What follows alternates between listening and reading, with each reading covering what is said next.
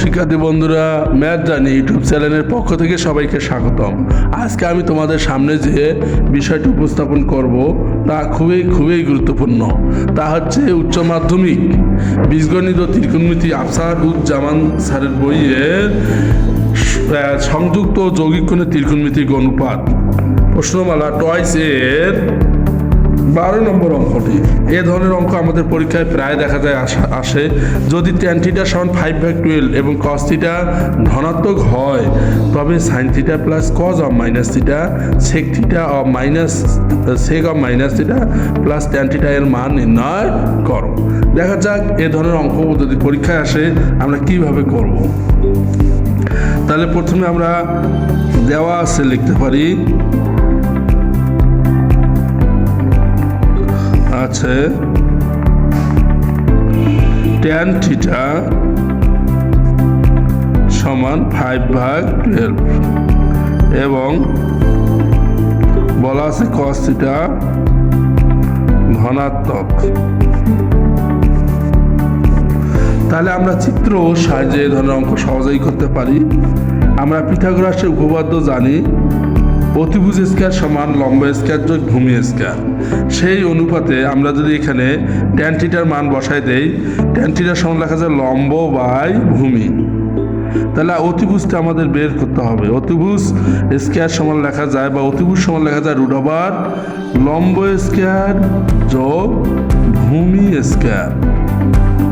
তার লম্ব হচ্ছে 5, 5 × 5 = 25 আর ভূমি হচ্ছে 12 উপর স্কয়ার দিলে 144।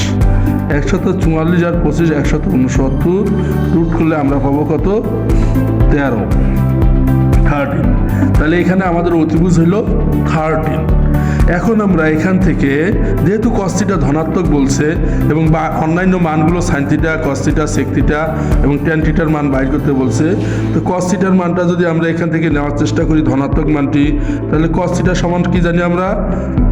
ভূমি বাই অতিভুজ। ভূমি হচ্ছে কত? 12, অতিভুজ হচ্ছে 13। cos θ ধনাত্মক হওয়ায় sec θ ধনাত্মক হবে। তাহলে sec θ সমান আমরা কি পাবো? 1/cos θ। সেটা উল্টায় লিখলে আমরা পাবো 13/12। এবং sin θ এর মান আমরা কি পাই? sin θ সমান লেখা যায় লম্ব বাই অতিভুজ। বিষয়টি আমরা বুঝতে পারছি। এখন আমরা সম্পূর্ণ অঙ্কটি খাতায় লেখার চেষ্টা করব। অঙ্কটি দেওয়া আছে আমাদের sin θ plus cos of minus θ sec of minus θ plus tan θ। আমরা সূত্র ফেলি। sin θ ঠিক থাকলো, cos অফ মাইনাস θ মানে plus cos θ, sec of minus θ অর্থাৎ সূত্র আছে sec θ tan θ। আমরা sin θ, cos θ, tan θ এর মান বসাই দেব। আমরা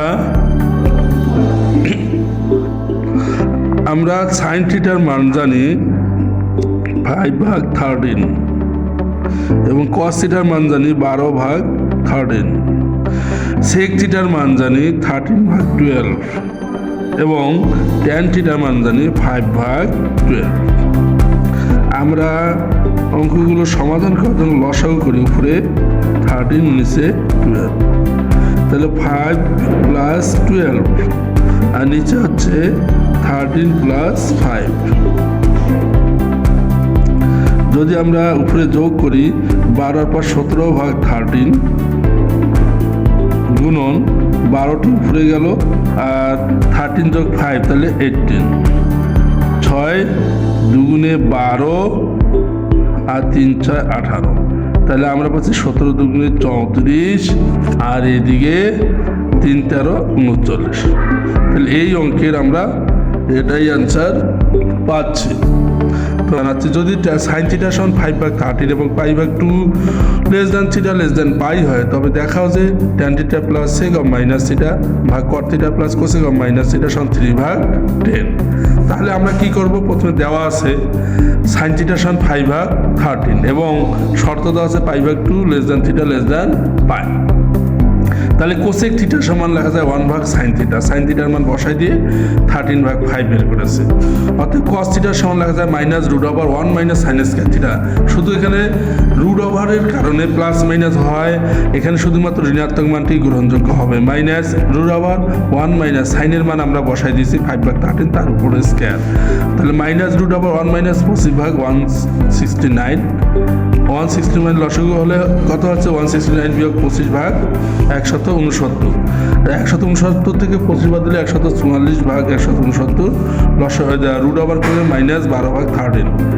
সেক থিটার মান আমরা পাচ্ছি কত? সেক থিটার মান পাচ্ছি 1/cos থিটা সমান 1/cos থিটার মান, তাহলে সেটা উল্টে গেলে হচ্ছে -13/12।